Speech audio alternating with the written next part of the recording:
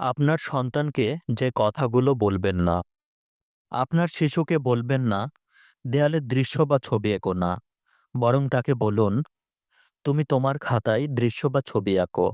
আঁকা শেষ হলে দৃশ্য বা ছবিটা দেয়ালে বা ফ্রিজের ওপর বা বোর্ডে আটকে দিবে।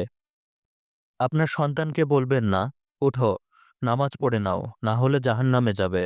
বরং তাকে বলুন, চলো, আমরা একসাথে নামাজটা আদায় করে নিই, তাহলে জান্নাতেও একসাথে থাকতে পারবো। আপনার সন্তানকে বলবেন না, এই তোমার কামরাটা পরিষ্কার করে নাও। ইস, খোয়াড় বানিয়ে রেখেছো কামরাটাকে। বরং তাকে বলুন, তোমার কামরাটা কি তুমি একাই গোছাতে পারবে, নাকি আমি সাহায্য করব? তুমি তো সবসময় একাই সবকিছু গুছিয়ে রাখো। সন্তানকে বলবেন না, অনেক হয়েছে, খেলাধুলা ছেড়ে এবার পড়তে বসো। খেলার চেয়ে পড়ালেখা গুরুত্বপূর্ণ। বরং তাকে বলুন, তুমি তাড়াতাড়ি আজকের পড়াটা শেষ করে ফেলো, তাহলে পরে খেলার জন্য অনেক সময় পাবে।